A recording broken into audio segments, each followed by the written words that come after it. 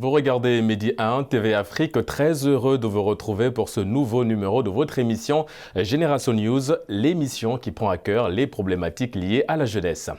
Au sommaire de cette émission, nous allons consacrer la première partie à la problématique liée au graffiti. Est-il un art engagé sur le continent? En deuxième et dernière partie de cette émission, mes invités et moi, nous allons plancher sur la problématique de la bande dessinée en Afrique. Quelles sont les perspectives et l'avenir? Et pour en parler aujourd'hui, j'ai le plaisir de recevoir Madzo. Vous êtes graffeur professionnel. Merci d'avoir répondu à notre invitation. Merci pour l'invitation aussi. Nous avons également Issa. Issa, vous êtes infographiste, vous êtes dans le domaine de la bande dessinée et des dessins animés. Merci également d'avoir répondu à notre invitation. Merci à vous. Et nous avons également le plaisir de recevoir Zenix. Vous êtes graffeuse professionnelle. Merci également d'avoir effectué le déplacement. Merci à vous. Et nous allons terminer avec Mohamed. Vous êtes également graffeur dans le domaine également de la bande dessinée. Merci d'être là parmi nous. Merci de nous avoir. Je vous disais dans mon introduction, les arts de la rue constituent une discipline à part entière du fait de leur popularité historique. En effet, la rue étant l'espace public, elle permet à ces artistes que vous représentez aujourd'hui de s'exprimer. Mais certaines sociétés considèrent encore le graffiti comme une forme de vandalisme. Est-ce réellement le cas, Madzo? Avant d'abord de venir à votre question, je voudrais un peu saluer tous ceux qui nous suivent, en fait, d'ici à travers le monde, et aussi saluer la famille qui est là. Juste pour revenir aussi à votre question, je dirais que le graffiti, en fait, a cette définition assez occidentalisée, qui se veut de construire, en fait, cet unique et seul chemin de vision par rapport à la définition de cet art. Je dirais que c'est différent ici en Afrique, parce que cet art est né, en fait, dans une autre dynamique, qui est en fait plus une implication sociale et citoyenne, dans la mesure où c'est né avec le mouvement Set Setal, un mot wolof qui traduit propre à l'intérieur avant de rendre propre. Donc il y a cette dimension, je dirais, assez sociale qui est de s'engager dans la lutte contre l'insalubrité, mais aussi l'insalubrité intellectuelle et spirituelle en fait. Donc il y a ces dimensions qui fait que ici au Sénégal, on ne peut pas dire que c'est un art légal, dans la mesure où il n'y a pas de texte de loi qui autorise cet art, comme aussi il n'y a pas de texte de loi qui enfreint les artistes graffeurs à s'exprimer à travers cet art. Donc on dira que c'est plus un art toléré ici au Sénégal, en Afrique de manière générale. Là, quand on va en Europe ou aux États-Unis ou dans d'autres pays comme cela, où cet art est criminalisé, c'est plus des artistes graffeurs qui vont aller en fait en l'encontre du gouvernement pour s'exprimer eux en tant qu'artistes. Il y a cette dimension de propagande qui se veut que voilà, moi en tant que Madzo, je vends mon nom. Je tag un peu partout, je fais de la publicité par rapport à mon nom, par rapport à mon crew et je vulgarise cet art qui, un gouvernement va forcément en fait créer en fait des sortes de lois pour se battre contre cette expression en fait un peu anarchique. Évidemment, on se retrouve dans un cas de figure où il y a d'autres, il y a la censure évidemment de la part des autorités. Zenix, Madzo parlait tout à l'heure de sensibilisation, de cette sétane, un corps sain dans un esprit sain, si on peut l'exprimer ainsi. Mais le graffiti, c'est aussi cet art qui apporte des couleurs dans les villes. C'est une définition qui vous sied? Oui, qui me parle bien, qui parle, je pense, à mes autres confrères graffeurs, parce que les couleurs, c'est la base déjà. Oui. Le graffiti au Sénégal ou en Afrique, je pense qu'il a été occidentalisé ici.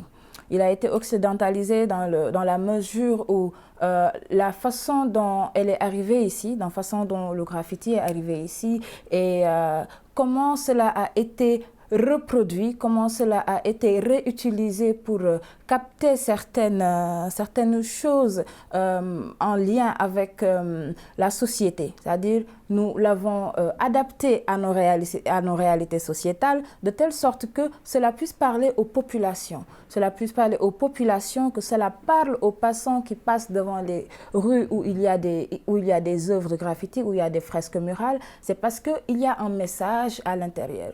Donc, ce sont des couleurs, certes, mais qui en disent beaucoup plus que ce qu'on ne croit. C'est-à-dire, au-delà de l'aspect où on parle ça, c'est un graffeur professionnel qui a fait un beau wild style. On n'arrive pas à lire. Après, il y a un petit message écrit en haut où on sait que voilà, c'est ça qu'il a voulu dire. Il y a aussi dans cela des scènes de vie qui sont intégrées dans les graphes qui font que même ceux qui n'arrivent pas à le lire comprennent.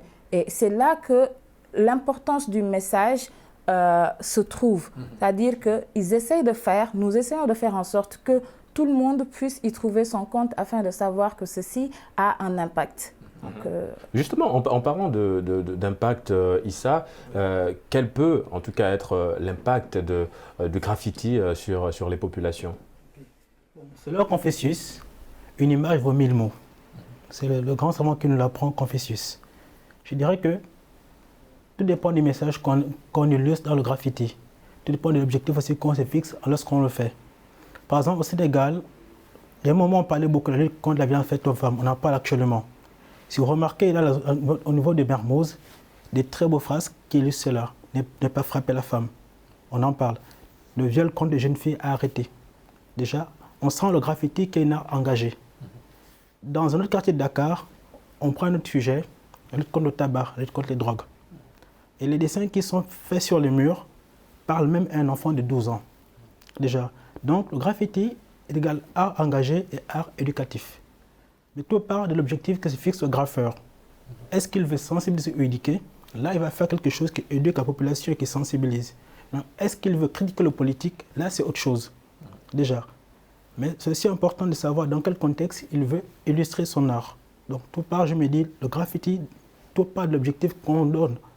On se donne avant de se mettre à dessiner sur un mur, ou avant de se mettre à vouloir illustrer un message pour la population. Évidemment, Mohamed, il a dit, hein, vous êtes graffeur, il y a vraiment un aspect sensibilisation dans l'art que vous faites. Oui, il y a un aspect sensibilisation, mais aussi, il faut savoir que le graffiti, il y a graffiti et graffiti. Il y en a qui le font par passion, qui sont vraiment des artistes qui ont étudié le sujet, qui sont allés dans les profondeurs pour être des graffeurs. Mais il y en a qui utilisent aussi le médium que le graffeur utilise pour donner des messages qui n'ont rien à voir avec ce que le graffeur fait artistiquement. Et puis aussi, il y a un autre problème qui se pose, c'est que l'art en général, l'artiste n'est que le produit de son milieu. C'est-à-dire, si quelqu'un il a été élevé dans un milieu où les gens ils ne sont pas très sociaux, comme par exemple en Europe, on voit beaucoup de graffeurs qui sont égocentriques. C'est-à-dire, tout ce qu'ils écrivent, c'est que leur nom. Maintenant, ils peuvent avoir beaucoup de styles d'écrire le même mot. Mais nous, au début, quand on est arrivé, on s'est dit, ceci est un moyen de communication. Pourquoi pas l'utiliser pour donner notre point de vue, pour essayer d'apporter notre pierre à l'édifice pour la construction de notre société. C'est dans cette optique-là que le graffiti sénégalais est né et qu'il évolue. On est la deuxième génération parce qu'avant nous, il y avait les pionniers qui étaient vraiment, les docteurs, etc., qui étaient vraiment engagés. On est venu, on a vu ce qui se faisait, on a apporté notre plus, c'est-à-dire insister sur le style, insister sur le message, donner cette touche de spiritualité-là que le graffiti a. Justement, en parlant de graffiti Zenix, il y a plusieurs événements qui se déroulent sur le sol sénégalais. On parle évidemment des événements comme le Festigraph, ou encore récemment nous avons assisté à une très belle collaboration entre le Sénégal et le Maroc dans le domaine du graffiti. Il faut davantage de multiplier ce genre d'initiatives pour vulgariser, faire la promotion de cet art de la rue. Oui, c'est comme j'ai tendance à le dire, nous sommes à l'ère du réseautage.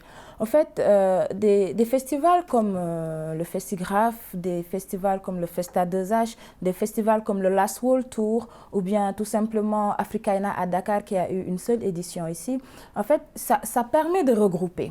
Ça permet de regrouper et ce sont des échanges, ce sont des partages qui font que on sait que c'est à ce moment-là qu'on sait que on peut aller au-delà des frontières. C'est-à-dire qu'aller au-delà des frontières ne veut pas seulement dire prendre un avion, quitter le pays et partir, mais artistiquement parlant, humainement parlant, on a de ces échanges qui font que ça nous rend meilleurs, soit dans notre art ou bien humainement. Oui, on a eu Africaina pendant une semaine, des artistes marocains, des organisateurs du Maroc qui sont venus échanger avec les artistes et les organisateurs du Sénégal, de Dakar en particulier, mais sur différents aspects, sur comment prendre des vidéos de scène, sur comment prendre de bonnes photos, et comment organiser des festivals de graphes, et comment avoir un certain matériel comme parce que le graffiti au Maroc, il est très évolué, il est très avancé, et on voit que le street art là-bas a une dimension mais extraordinaire. Et ils sont venus échanger avec les graffeurs qui sont ici, avec les artistes qui sont ici et certains organisateurs. Mais oui, il nous en faut plus. Il nous en faut plus. Il faut que le Sénégal, par exemple, avec ses graffeurs, ses organisateurs, puisse demain aller au Nigeria faire la même chose. Il faut que demain l'Algérie puisse quitter et aller en Afrique du Sud pour faire la même chose, pour que ces échanges-là puissent perpétuer cette tradition de partage et de connaissances en fait. Sur le graffiti, en parlant justement d'échanges, de partage, elle parlait de beaucoup de pays qui sont dans le domaine, hein, l'Afrique du Sud, le Maroc et bien d'autres, mais on a fait un constat que dans d'autres pays, cet art de la rue, la street art, a en tout cas du mal à se développer. On observe une sorte de lenteur. Qu'est-ce qui peut expliquer ça? Bon, pour mon expérience personnelle, en fait, je vous donnerai deux cas de figure. Par exemple, l'exemple du Bénin. En 2012, nous y sommes allés, moi et Docta et Dacruz, pour donner en fait naissance à la première génération de graffeurs là-bas. Il y a eu maintenant un grand festival qui s'appelle le Regraph, qui en fait invite des artistes internationaux à venir là-bas et partager avec eux. Ils n'ont pas lâché en fait, ils ont été dans la constance, malgré en fait cette indisponibilité des matériels en fait. Ils ont poussé parce qu'ils ont à la base cette âme artistique, mais en fait favorisé aussi dans un climat qui a été en fait un coup de pouce par rapport à ces jeunes-là qui se professionnalisent maintenant. C'est différent de l'exemple de la Mauritanie, où le contexte sociopolitique en fait ne favorise pas vraiment l'expression de cet art. Eux, il y a beaucoup de jeunes avec qui même je continue à échanger sur cette question-là, qui disent que de manière très franche, ils ne trouvent pas en fait encore le courage de sortir dehors et peindre. Même si c'est pour faire quelque chose de joli. Ils ne peuvent pas encore, parce qu'en fait, il y a en fait, cette sorte de peur du gouvernement, de la police ou de tout ce qui peut symboliser en fait le pouvoir. Et il n'y a pas cette en fait ébullition-là. Malgré que j'y étais, Kingmo y était, Mbota, vraiment il y a eu plus de déplacements vers là. Mais Madzo, est-ce que l'accès au matériel aussi n'est pas un frein? En fait, comparer par exemple le Bénin par rapport au Sénégal, la Mauritanie par rapport au Sénégal, en fait, la Mauritanie a plus accès au matériel que le Bénin, par exemple. Moi, à un moment donné, je me dis qu'en fait, c'est juste une question de volonté. Parce qu'ici au Sénégal, les pionniers ont commencé à graffer avec du charbon, du goudron, tu vois, de la peinture à chaud. Donc, voilà, toutes sortes, en fait, de moyens juste pour s'exprimer parce qu'ils se sont sentis artistes à un moment donné. Et voilà, faut que le truc qu'on sente en train de bouillir de l'intérieur, que ça sorte. Une question de volonté. Ouais. Justement, Issa, en parlant de volonté, comment, d'après vous, les jeunes Africains peuvent bénéficier de la peinture et de l'art en général? Déjà, il faut d'abord qu'il y ait beaucoup d'initiatives comme ce que font nos amis. Parce que déjà, ils ont fait le Maroc, je peux dire le Maroc, le Bénin et la Mauritanie et dans d'autres pays. Il faut que cette art puisse transcender les frontières, déjà. Tout à l'heure, ma consoeur l'a dit, il faut tisser des réseaux. Tisser des réseaux solides. Surtout solide. Il faut aussi que dans certains cas, qu'on puisse mettre en place, pourquoi pas des programmes où on peut enseigner le graphisme à l'école. pourquoi ne pas le faire? Parce que nous déjà, comme nous sommes la deuxième génération, on a nos petits frères qui arrivent, qui vont grandir. Mais il faut qu'on leur montre aussi quel est le rôle du graphisme. On n'a pas le 7-7L, d'accord, c'est bien. Mais à part le 7-7L, qu'est-ce que ça peut apporter à notre jeunesse? On prend le cas du Sénégal, par exemple, où le cours de dessin n'est plus ce qu'il était. C'est un peu négligé, le cours du dessin. Donc, je peux dire que le graphisme peut être une autre porte d'entrée dans ce volet-là, pour que les jeunes aujourd'hui sachent que le dessin peut aider. Le dessin peut porter un message pour eux, pour nous tous, pour la population du monde. Justement, en parlant de porter un message, Mohamed, il parlait d'enseigner, l'enseignement. Vous êtes dans ce domaine-là, vous donnez des cours aux jeunes sur le graffiti. Comment ça se passe? Vous sentez cette passion-là en eux? Oui, il y a beaucoup de passion. Il y a beaucoup de jeunes qui s'intéressent de plus en plus du graffiti. C'est la raison pour laquelle, dès qu'on a commencé le Festigraph, je pense que c'était en 2009-2010, le premier Festigraph, on a tout fait pour organiser des ateliers. Parce que après cette expression artistique-là, la passion, il faut aussi que ce soit perpétué, que ce soit perpétré. Bon, on organisait des ateliers, on les organise toujours. On a dans nos projets de mettre en place une école qui enseigne aux jeunes, aux plus jeunes, le graffiti, malgré qu'on est en train de le faire, mais il n'y a pas les moyens qui suivent, quoi. Mais vraiment, ceux qui s'y intéressent par le médium des réseaux sociaux, là, il y a beaucoup de jeunes qui nous contactent, qui veulent vraiment faire. On fait, même si c'est un temps soit, on essaie de les avoir pour leur donner des bases, leur expliquer ce qui nous a déjà poussé, nous, à être graffeurs. Parce qu'avant aussi d'être graffeurs, on est des dessinateurs. Parce que le dessin, c'est la base.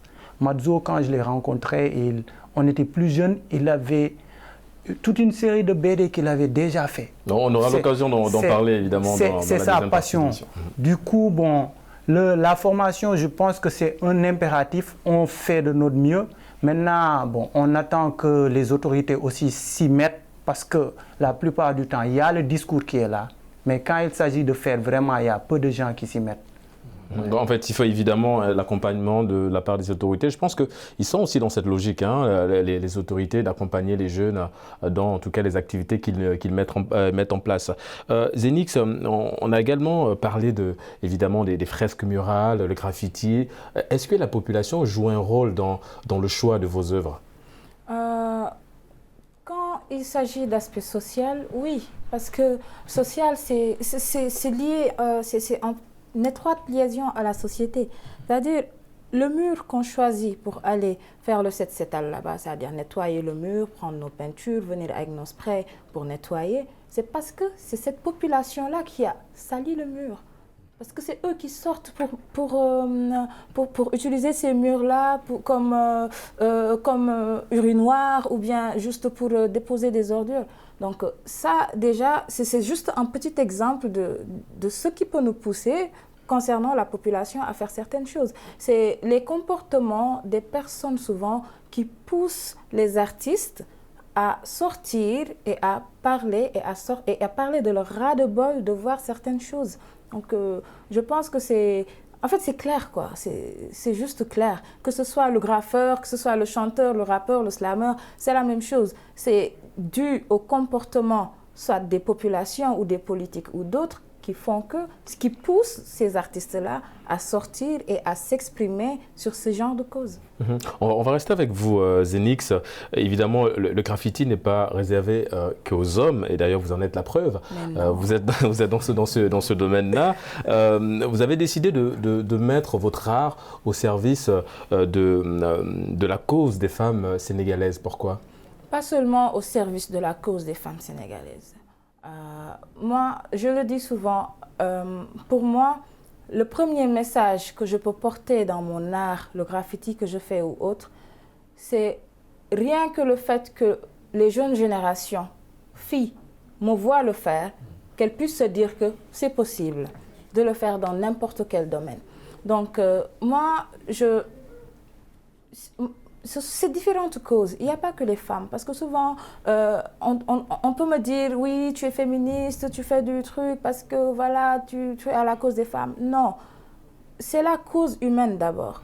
La cause humaine, c'est juste de reconnaître qu'un être humain, c'est un être humain. Une femme, c'est un être humain. Un homme, c'est un être humain. C'est-à-dire, à un moment donné, il faut qu'on sorte de ces barrières-là qui nous enferment, qui nous emprisonnent, surtout les femmes qui sont en Afrique. Il n'y a pas beaucoup de femmes dans le graffiti, tout comme dans le mouvement hip-hop. Je parle de hip-hop parce que le graffiti fait partie du mouvement hip-hop. C'est un pilier, c'est le pilier visuel du mouvement hip-hop qui fait 4 piliers, le rap, le breakdance, le graffiti et le DJing. Alors, il faut déjà savoir que c'est un mouvement qui est né, c'est un mouvement de contestation par rapport aux discriminations qui peuvent être faites aux femmes, aux hommes, surtout aux différentes couleurs. C'était aux États-Unis, il y avait l'apartheid, il y a tout ça. Donc, si on remonte depuis là et qu'on en revient ici, moi, la question que je me pose souvent, surtout après des interviews ou bien après des discussions, c'est pourquoi les esprits se focalisent sur le fait que je sois une femme qui fait du graffiti? Pourquoi on ne voit pas tout simplement que je suis un être humain qui a le potentiel de faire la chose, qui a les compétences et qui en a la volonté, qui arrive à le faire? Pourquoi on ne le voit pas ainsi? L'art n'a pas de sexe. Pourquoi est-ce qu'on ne laisse pas les gens vivre leur art, vivre leur passion comme ils le souhaitent tranquillement? Justement, elle parlait de vivre de sa passion. C'est le cas pour vous, Madzo? Vous arrivez aujourd'hui à vivre de cet art, le graffiti? Oui, je dirais que le graffiti, c'est ma profession en temps plein. Donc, je le pratique dans l'expression en fait, des tableaux, dans l'expression des fresques, que ce soit de manière personnelle par rapport à mon engagement citoyen politique, par rapport aussi à des commandes. Je le fais à travers le digital art painting. Donc, c'est entrer dans une autre dimension où l'ordinateur est un outil maintenant. C'est plus juste le spray.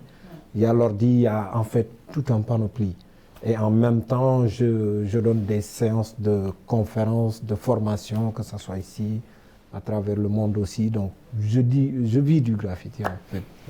Et il a dit, hein, il arrive aujourd'hui à vivre du graffiti. C'est le cas pour vous aussi, Mohamed? Effectivement, parce que, bon, comme il l'a dit, bon, on fait du graffiti. C'est ce qui a fait que nous sommes ce que nous sommes en ce moment. Alors, bon, il y a eu beaucoup de moyens qu'on a mobilisés pour pouvoir vivre de cela. Parce que même lors de nos formations avec les jeunes, on essaye de leur montrer la voie à suivre pour vraiment pouvoir vivre de ça. La méthode, c'est quoi? Il faut être divers.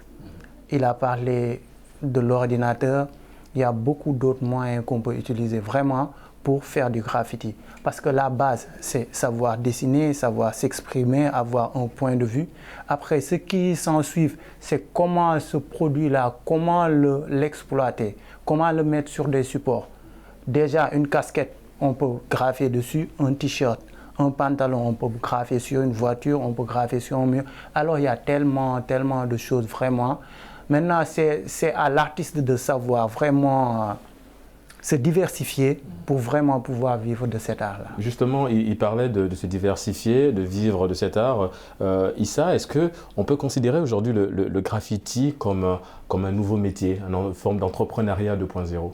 Bon, ça dépend du contexte dans lequel on se place. Tout à l'heure, il a parlé d'ordinateur. Aujourd'hui, le Sénégal, nous sommes à l'heure des startups, aujourd'hui, déjà. Bon, c'est vrai que étant dans le milieu, je peux dire que je n'ai pas encore vu une startup dans le graffiti, je n'ai pas encore vu. Je n'ai pas encore vu. Une start-up typiquement culturelle, je n'ai pas encore vu. Là, il y a un problème qui est là, déjà. Il faut que nous, qui sommes dans le domaine aujourd'hui, on se pose cette question-là. Comment faire pour que graffiti et numérique puissent y aller ensemble? Comment faire pour qu'ils puissent avoir pourquoi pas une plateforme web ou une application web où les parlements puissent voir tous ces tableaux, tel fait ceci, tel fait cela, pour que les jeunes aujourd'hui qui viendront puissent être inspirés à voir ces modèles-là aussi. Le second aspect, on a des incubateurs à Dakar, il y en a. Dans ces incubateurs, je n'ai pas vu là-bas des programmes typiquement adaptés à la culture urbaine. Je n'ai pas vu. Il faut qu'on se pose cette question-là. Bon, il faut beaucoup plus d'initiatives dans ce sens-là, voilà, de mettre en place des structures, oui. évidemment. Zeynix, on va revenir sur vous. Alors, Zeynix, déjà, ce pseudonyme que vous portez très bien, c'est la contraction de Zeyna, qui est votre prénom, et de Graphix, votre mentor. C'est un très bel hommage que vous vous rendez à Graphix. Dites-nous un petit peu comment la rencontre s'est-elle passée. Ça pourrait prendre des jours, ça. En fait, quand j'étais jeune, j'ai toujours adoré être en contact avec la peinture. Donc, j'ai commencé à dessiner. Je reprenais des personnages de bande dessinée que je dessinais sur les murs de ma chambre, des Daisy Duck, Picsou, voilà, Donald Duck. Et à un moment donné, j'ai découvert le graffiti à la télé un jour. Bon, j'étais jeune, j'avais 17 ans. Je me suis dit, waouh! Je crois que je viens de trouver ce qu'il me faut. Pourquoi je vais juste rester seulement sur les petites surfaces, les tableaux que je suis en train de faire? Qu'est-ce qui m'empêcherait d'aller sur des surfaces beaucoup plus grandes, beaucoup plus vastes pour pouvoir m'exprimer? Parce que je suis une personne très timide de nature. Ceux qui me connaissent le savent. Alors, c'est là que j'ai été faire des recherches sur ce qu'était le graffiti et tout ça, mais surtout de voir où est-ce que je pouvais apprendre à faire du graffiti à Dakar. Donc c'est là qu'un ami m'a dit, tu vas à Africulture Urban, c'est au complexe à Pikine, tu vas demander après Graphix. Alors un beau jour, puisque mon école n'était pas loin du complexe, après les cours, je suis allée naturellement. Bonjour, oui, Graphix. Ah oui, je suis là, je voudrais faire du graffiti. Et c'est comme ça que ça a commencé. C'est comme ça, évidemment. D'où vient ce nom-là? C'est un ami du nom de Zemaster, DJ, qui, à chaque fois que je passais avec Graphix, j'étais là avec mon cahier à courir, dessiner, faire des petites esquisses. Il disait « Ah, Zeyna est là, Graphix est là » et c'est de là qu'est né ce jeu de mots. Il a créé Zeynix et j'ai décidé de garder ce nom-là pour pouvoir en parler, pour pouvoir parler de Graphix à chaque fois qu'on me posera la question. Évidemment, Zeynix, et c'est d'ailleurs pour nous l'heure de marquer une courte pause avant évidemment de vous retrouver pour la deuxième et dernière partie de votre émission Génération News sur Média TV Afrique. À tout de suite. De retour sur Medi 1 TV Afrique pour la deuxième et dernière partie de votre émission Génération News. Considérée comme sympathique et facile à lire avec un registre de langue courant, la bande dessinée est particulièrement perçue comme un média destiné aux plus jeunes. Mais aujourd'hui, des jeunes dessinateurs fleurissent sur le continent et proposent des œuvres assez éclectiques. Alors Issa, dites-moi, comment on fait de la BD en Afrique ? La question est générale. Bon, je la ramène d'abord au Sénégal. Il faut avoir une bonne inspiration et une bonne imagination. Avoir un bon scénario et surtout arriver à capter l'attention avec ce scénario-là. Premier aspect. Avoir un bon sens de l'écriture pour écrire des belles histoires. Et pour terminer, être bon au dessin. Évidemment, vous êtes dans le domaine de la BD, la bande dessinée, mais également des dessins animés. Vous dessinez et vous donnez vie à ces dessins. Oui. Dites-nous un petit peu le processus, comment ça se passe. Bon, pour apprendre la bande dessinée, il faut juste créer les personnages et pouvoir les mettre dans un support, du papier ou le numérique. L'animation, c'est un peu plus complexe. Avec l'animation aujourd'hui, qu'est-ce qu'on propose aux jeunes que nous encadrons? On apprend à dessiner. Ensuite, on apprend à créer les décors de leurs personnages, de leur histoire, et de créer ces personnages et les animer avec certains logiciels. Certains logiciels, on les achète réellement. Il y a je prends l'exemple du Toon Boom, qui est un logiciel qui est hyper cher, mais qu'on a pu acquérir avec une licence. Il y en a qui sont gratuits. À part ça aussi, il y a un support qu'on appelle la table d'animation traditionnelle, qui est conçu avec un menuisier. Sur cette table, on met dessus un plexiglas qui permet de capter une lumière et de mettre le papier et le dessiner. Le second aspect, c'est juste que le jeune ou la personne qui anime doit avoir une bonne imagination, être doué au dessin, être capable de pouvoir colorier ses dessins, maîtriser les outils d'animation tels que le logiciel professionnel. Là, c'est le premier, concernant l'animation en tant que telle. Donc c'est tout un processus, évidemment. Madzo, vous êtes dans le domaine parce que, évidemment, un bon graffeur, c'est un bon dessinateur. Évidemment, c'est les dessins que vous reproduisez sur des murs. Quel est le rôle de la bande dessinée dans la société africaine, selon vous, Madzo? En fait, je dirais que ça façonne en quelque sorte notre conscience, même si c'est de manière en fait inconscient. C'est comme disait en fait le philosophe, le professeur Bachir Diagne, qui au moment actuel nous demande de décoloniser en fait les imaginaires. Parce qu'ils ont compris qu'à la base en fait, cette manière de façonner en fait la conscience collective africaine, il y a cette part que l'imaginaire joue, qui est en fait à travers nous, les dessins animés, la bande dessinée. Je dirais que les principales écoles ont été les franco-belges, avec Tintin. On a eu les comics, Superman, Batman et tous les mangas avec Dragon Ball Z. On s'identifiait tous à ça. On était persuadés en fait qu'on avait de super pouvoirs par rapport à ce qu'on lisait en fait au moment où on était en train de grandir et de se forger une personnalité. Donc c'est une manière en fait d'accepter tout ce qui est de l'autre en t'oubliant toi-même. Donc c'est très important en fait sur ce sens qu'on ait en fait cette floraison d'artistes africains qui à la base de leur histoire, à base de leur imaginaire, arrivent à percevoir en fait ce sens caché derrière des dessins anodins et aider en fait au façonnement d'une nouvelle, je dirais, conscience panafricaine en fait. À travers évidemment la bande dessinée. Mohamed, évidemment je le disais tout à l'heure, un graffeur c'est aussi un dessinateur. Vous êtes dans cette optique-là, oui. Vous avez un projet de bande dessinée qui est en cours de réalisation. Quelles sont les thématiques en général que vous abordez dans la bande dessinée? Bon, les thématiques c'est comme il l'a dit, façonner l'imaginaire selon notre culture. Alors les thèmes de base c'est la culture africaine. C'est ce qui se vit, ce qu'on a vécu. Par exemple, je peux citer une petite histoire que je suis en train d'écrire. Après, ça m'a un peu rappelé mon enfance, ça m'a ramené en Casamance, en basse Casamance, la forêt, tout ce que je voyais. J'ai commencé à écrire sur ça et j'ai constaté que c'était au fait comme si ça venait naturellement, quoi.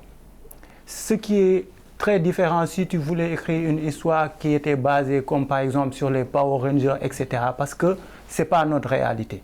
Maintenant, la base, c'est essayer de baser nos histoires sur notre réalité. Parce qu'il y a quelque chose qui est très important. Les BD, la plupart du temps, on dit c'est pour les enfants.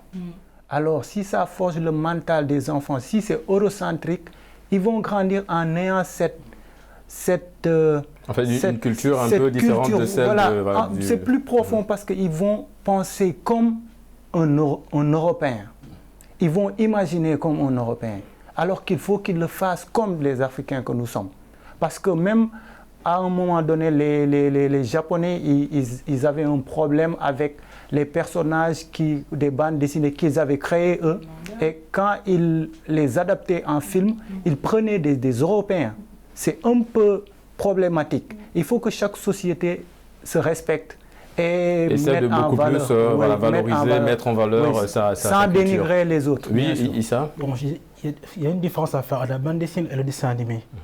On a le cas d'abord du dessin en tant que tel. Une bande dessinée, lorsqu'on fait un personnage de bande dessinée, c'est très différent des personnages de dessin animé. Parce que dans la BD, le personnage est statique, il ne bouge pas. Dans la bande dessinée, soit c'est un support papier ou c'est un volet numérique avec des diapos qu'on peut défiler. Dans l'animation, c'était quand même différent parce que là, on parle de mouvement. Là, on joue sur l'expression des personnages et sur chaque mouvement, à chaque fois que le personnage fait un mouvement, on doit le capturer, on doit l'illustrer. Second aspect, comme il a parlé, il nous faut avoir des modèles africains dans nos dessins animés, nos bandes dessinées. Tété Ponce avec Gorgorlo l'a fait. En Côte d'Ivoire, on a la BD Biche, dans lequel chaque 3 semaines, chaque 2 jours, ils ont sorti un journal de BD caricatural de l'histoire de ce qui se passe en Côte d'Ivoire. Si je reviens au Nigeria, au Burkina Faso, ils ont créé l'African Fantasy, la fantaisie africaine, un peu comme le DC Comics, déjà. Et ce qui nous manque en Afrique. Pourtant, nous au Sénégal, on a des histoires. On a Samba Gelajo, le prince du Fouta. On a, je peux dire, Alioune Sitoé Diatta. On a des personnages sénégalais qui avaient des forces mystiques. Mais le souci, c'est qu'on n'arrive pas à les réadapter en BD. Il est important qu'on ait notre propre style de dessin, c'est très important. Il a parlé des mangas. Le manga, c'est japonais. DC Comics, les Marvel, c'est typiquement américain. Vous voyez? Et il faut que nous, en Afrique, on ait notre propre style d'illustration et notre propre style dans lequel on s'identifie. Et ça, c'est très important. D'avoir un style, Zenix, vous partagez l'avis de Issa, un style qui en tout cas qui va nous permettre de valoriser notre culture africaine, de s'identifier à un personnage. On a tous ce personnage qu'on a regardé, on parle de Kirikou ici au Sénégal, en Côte d'Ivoire on parle de Aya de Yopougon également aussi, c'est une bande dessinée très, très regardée. Ouais. Il faut beaucoup plus ce genre d'initiative, Zenix? Je suis bien d'accord avec lui parce que comme l'exemple de Madzo tout à l'heure, nous, quand on était petits, il y en a pas mal d'entre nous qui ont joué après dans la cour de la maison à Fusion, après avoir regardé voilà, croire que nous avons des super pouvoirs. Mais je pense que si les enfants, si cette jeune génération qui lit les BD et qui trouve des histoires comme celle de Aline Sitoé Diatta, des histoires comme celle de Samba Gueladieri et des figures emblématiques vraiment, et cela dans toute l'Afrique, seulement pas au Sénégal, mais dans toute l'Afrique, cela permettrait à ces enfants-là de grandir avec l'idée que il y a des choses qui se sont passées ici, il y a des choses qui se sont déroulées en Afrique, il y a des choses en Afrique. Alors, ça permettrait à ne pas seulement que les enfants se focalisent dans l'esprit de l'imaginaire des fées, des personnes qui ont des ailes, de haricots magiques, des choses comme ça. C'est vrai que c'est bien pour les enfants d'imaginer des choses, mais il faut aussi comprendre que je pense que le dessinateur de BD aussi, c'est un artiste qui a tout aussi une responsabilité sur le rôle dans la société.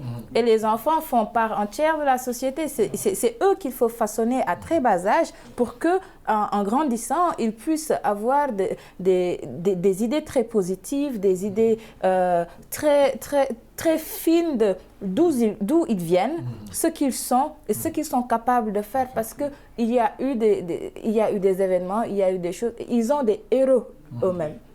Alors, est-ce que Madzo, est-ce qu'on peut parler aujourd'hui de l'émergence d'une diaspora de créateurs de BD africains? Il y en a, surtout au Nigeria, où ils initient beaucoup de choses qui commencent en fait à s'élargir pour en fait donner le coup de pouce à un mouvement naissant de bandes dessinées qui ont cette connotation typiquement panafricaine en fait. Ici, moi personnellement, on prépare avec un frère gabonais qui s'appelle Slammer, qui s'appelle Kemit, qui a écrit un livre, Martin Luther King, où il a mis en fait en lumière des histoires de Nina Simone, de Aline Sitoé Diatta, et à un moment donné, on voulait les en fait adapter en science-fiction sur BD. Et en fait, les enfants vont lire par rapport à cette base purement fictive, en fait, mais s'éduquer par rapport au personnage, à son histoire et à son œuvre.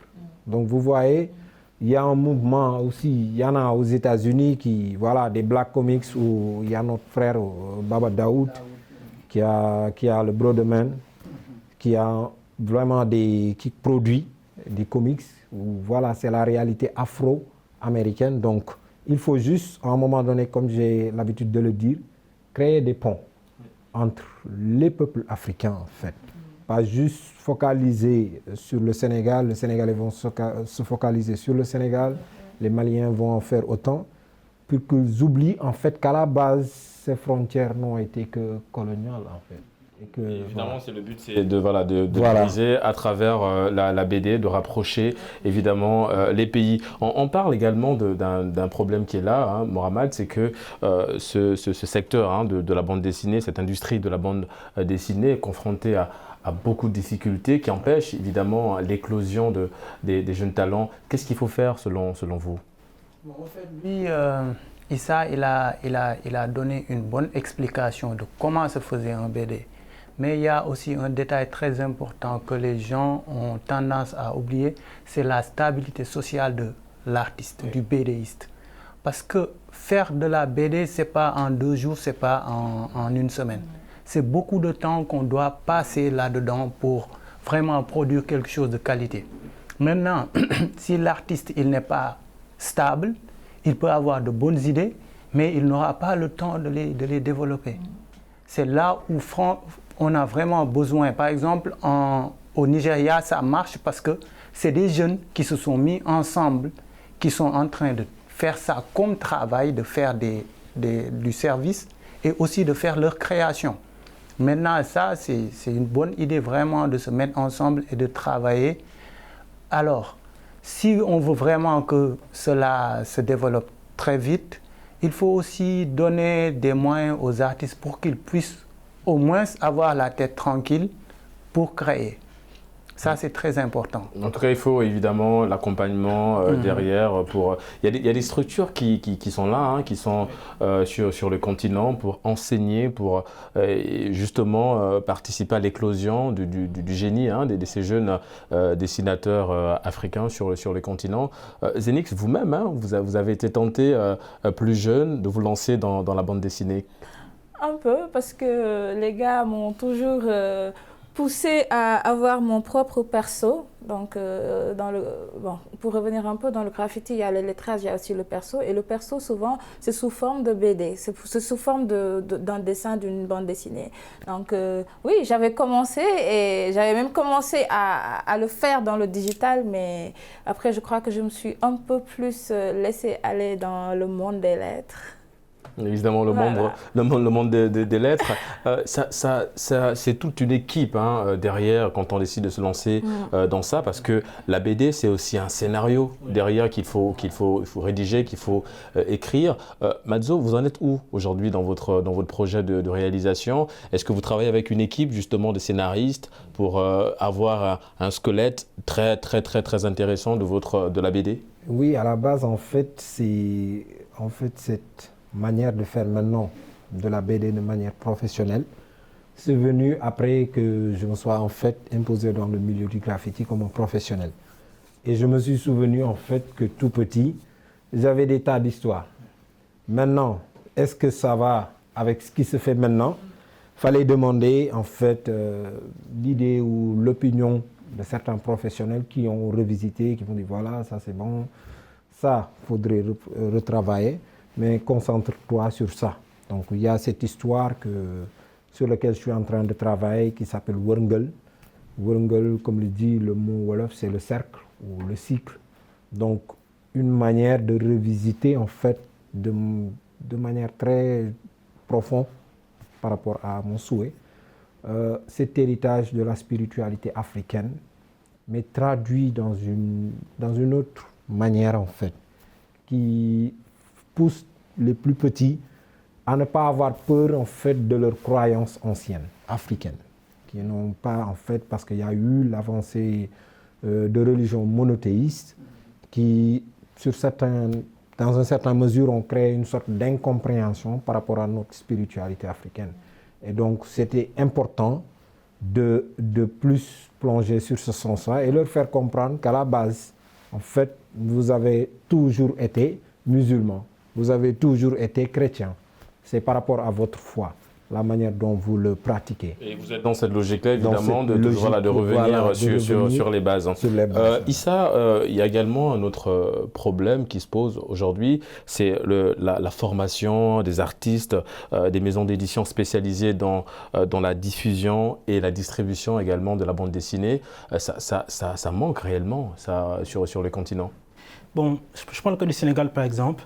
Lorsqu'un BD, c'est un projet de bande dessinée, il termine, il va avoir la maison d'édition.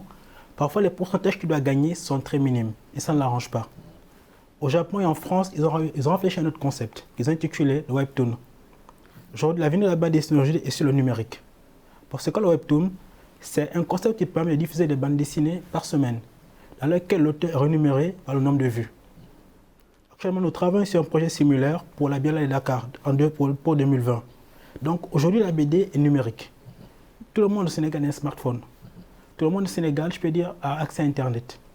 Donc il est important aussi que nous puissions nous cultiver, c'est très important. Parce que souvent, nous, Africains, on est très limités sur une chose. On ne prend pas le temps de nous cultiver, de faire des recherches. Le webtoon, je l'ai découvert comment on tape sur le net. Parce que j'étais dans la même situation que lui. On a des projets de bande dessinée, on écrit notre scénario et tout, on fait l'illustration, on va à les maisons d'édition, ils nous disent voilà, ça nous bloque. Si on tape sur le net, je tombe sur Webtoon. C'est quoi Webtoon? J'ai vu qu'en France, dans certains pays, ils permettent aujourd'hui à l'artiste de pouvoir vivre de son œuvre. Chaque semaine, chaque mois, il gagne quelque chose. Grâce au nombre de vues des personnes qui lisent son histoire. Donc pourquoi ne pas leur adapter au Sénégal. Au Nigeria, il y a des jeunes qui ont commencé à le faire. J'ai découvert sur Facebook, en faisant mes recherches, j'ai vu sur Facebook des jeunes nigériens qui ont mis en place une application dans ce sens-là. En fait, il faut aussi une flexibilité au niveau des maisons de distribution, d'édition également de la bande dessinée.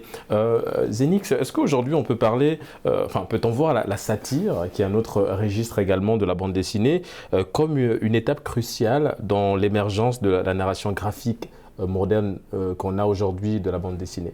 C'est comme tout à l'heure, quelqu'un qui a dit il y a graffiti et graffiti, il y a aussi bande dessinée et bande dessinée. Oui. Voilà, donc les préoccupations ne sont pas les mêmes partout dans tous les domaines. Les préoccupations ne sont pas les mêmes. Donc c'est tout comme les cibles ne sont pas les mêmes, les contenus ne peuvent pas être les mêmes. Donc je pense que dans ce sens-là, chacun dans ce qu'il crée, chacun dans ce dans quoi il s'engouffre, si on veut, voilà, a un résultat qu'il attend. Donc il a un objectif, il a un but spécifique, parce que les cibles peuvent être différentes, tout comme les buts peuvent être différents. Donc mon opinion peut ne pas être pareille qu'à celle de Mo. Donc voilà quoi. Justement, Mo, la bande dessinée aujourd'hui, comme Issa l'a dit, Madzo l'a dit, il y a beaucoup de pays aujourd'hui qui sont dans cette optique-là de valoriser cette bande dessinée-là. Mais qu'est-ce qu'il faut faire d'autre? Évidemment, vous l'avez dit, il faut accompagner les jeunes dans ce domaine. Est-ce qu'aujourd'hui, on peut parler d'une bande dessinée africaine qui est en pleine éclosion? Et peut-on parler d'un avenir radieux de la bande dessinée? Oui. Vraiment, parce que au fait, au début, en Afrique, les moyens aussi étaient un peu très limités. Comme lui, il a parlé de Webtoon, il y a aussi beaucoup de moyens vraiment de faire de la bande dessinée qui prend moins de temps, c'est-à-dire les tablettes graphiques. Au début, il n'y en avait pas beaucoup ici, mais maintenant, avec les alternatives qu'on peut avoir, on peut les avoir à bon prix. Et ceci aussi, c'est le côté matériel qui a fait vraiment que des jeunes comme les Nigériens ont vraiment pu arriver là où ils sont en ce moment. Parce que si tu vois, c'est le matériel que les grands studios utilisent, que eux maintenant ils utilisent. Sinon les alternatives. Ceci aussi c'est très très bien. Maintenant, l'autre chose aussi c'est les écoles. Parce qu'il faut beaucoup de formation. Parce que sur une promotion de 20 élèves, peut-être qu'il n'y en a que 2 qui vont faire ça comme métier. Alors plus on a d'élèves, plus on a de chances de vraiment avoir des BDistes vraiment très professionnels. Maintenant, on voit ça à Dakar, par exemple, à IAM, ils font ça. À l'École nationale des arts aussi, ils ont ajouté des sessions vraiment de BDistes, d'animateurs et tout ça. C'est très bien, mais il faut rajouter. Parce que aussi, il y a un autre problème, tout est centré dans les villes. Et il y a les jeunes qui sont dans les villages qui vraiment ont cette passion-là, mais ils n'ont pas les moyens d'aller dans les écoles. Justement, en parlant de ça, Madzo, est-ce que vous êtes dans cette logique-là de décentraliser un petit peu l'art? On parlait du graffiti en première partie d'émission. Il y a la bande dessinée aussi. Est-ce que vous êtes dans cette logique-là de montrer la bande dessinée, cet art aussi, le graffiti, à d'autres jeunes sénégalais des régions, Podor, Ziguinchor, Tambacounda par exemple? Oui, c'est l'initiative même du festival Last World Tour, qui en fait qui est un festival itinérant. Donc c'est-à-dire qu'on a exclu Dakar en fait de nos destinations et on choisit les autres régions. Parce qu'on avait beaucoup de jeunes qui nous contactaient sur le net, qui nous regardaient à la télé, qui n'avaient pas forcément accès à cet art. Donc c'était à nous d'aller vers eux, puisqu'ils n'ont pas l'opportunité de venir vers nous. Donc on avait l'opportunité d'aller vers eux, les former par rapport à cette discipline artistique qui était le graffiti, et en même temps ceux qui étaient plus intéressés par la bande dessinée ou le digital art painting. Donc c'est l'idée du Last World Tour en fait, aller vers ces jeunes-là, promouvoir l'entrepreneuriat en fait de ces jeunes qui se découvrent en fait une nouvelle vocation artistique. Issa, vous, évidemment, vous êtes, comme je l'ai dit, dans la bande dessinée, dans le dessin animé. Ouais. Vous travaillez sur le format 2D, pas encore sur la 3D. Quelle est la différence en termes de création? Est-ce que le résultat il est différent? Déjà, la 2D, c'est du dessin en tant que tel, qui est bien illustré. Je prends le cas de l'animation qu'on voit, c'est très beau. Mais la 3D, c'est plutôt quelque chose qui s'est fait avec déjà un bon ordinateur. Il faut que l'ordinateur soit puissant pour avoir un très bon rendu. Déjà. La 2D, par exemple, c'est plus flexible parce que le matériel est facile, on peut facilement l'acquérir. La 3 dimensions, ce n'est pas des machines que nous achetons à chaque fois à gauche, mais ce sont des machines puissantes. Et ce n'est pas facile de les acquérir, ces machines-là. Donc, nous, pour l'instant, qu'est-ce qu'on fait? On fait plutôt de la bande dessinée 2D engagée. C'est dans ça qu'on s'est lancé. Pourquoi? Parce qu'on se rend compte qu'aujourd'hui, le dessin donne un message. Donc les jeunes que nous initions aujourd'hui, que ce soit à Dakar ou hors de Dakar, on leur met l'accent, on leur donne un crayon à la main dès le commencement. On veut qu'ils maîtrisent le dessin d'abord, maîtrisent la 2D avant de passer en 3D. Quelles que soient les personnes que nous formons, c'est par cette étape que nous passons d'abord. D'abord, le dessin. Tu es un bon dessinateur qui maîtrise bien le dessin, bien le logiciel, tu passes en 2D. Je te donne le personnage, comment dessiner un personnage, quelle est la corpulence, quel est le corps d'un garçon, l'homme, le corps d'une femme, comment ça se représente, lorsqu'un homme marche, lorsqu'un animal marche, comment ça se représente. Évidemment, c'est l'étape de faire vivre, donner vie aux personnages qui ont été évidemment... Dès que la personne maîtrise cette étape-là, on dit « Ok, c'est bon maintenant, là tu peux aller en 3D ». Parce que si vous comparez un dessin animé 3D fait en Afrique et c'est peut-être fait par Walt Disney par exemple, vous allez voir une très grande différence sur la technique. Justement, on va terminer parce que le temps qui nous est accordé arrive à sa fin. On va terminer sur cette question. Zenix, l'Afrique aujourd'hui, évidemment, vous l'avez dit, on a beaucoup consommé des BD, mais aujourd'hui, il faut que l'Afrique aujourd'hui arrive à produire ses propres bandes dessinées. Oui. Oui, je pense que c'est aussi dans tous les domaines. Nous sommes à l'ère du numérique et je pense et je crois au potentiel de cette jeunesse africaine qui peut le faire, mais je pense qu'à un moment donné, nous sommes arrivés à un niveau où nous devons produire les choses nous-mêmes.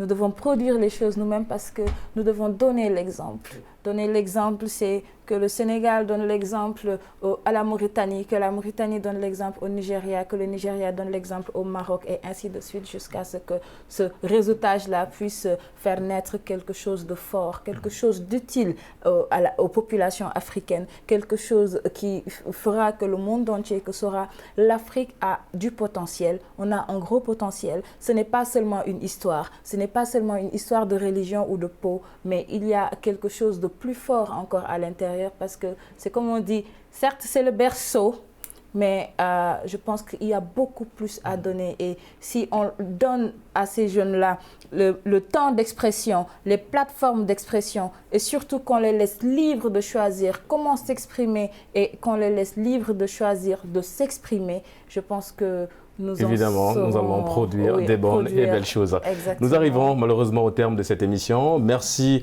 Medzo, merci Issa, merci Mohamed, merci à Zenix d'avoir participé à cette émission. Merci également à vous, chers téléspectateurs, de nous avoir regardés. Nous vous donnons rendez-vous la semaine prochaine pour un autre numéro de votre émission Génération News sur Medi 1 TV Afrique. D'ici là, bonne suite des programmes sur nos antennes.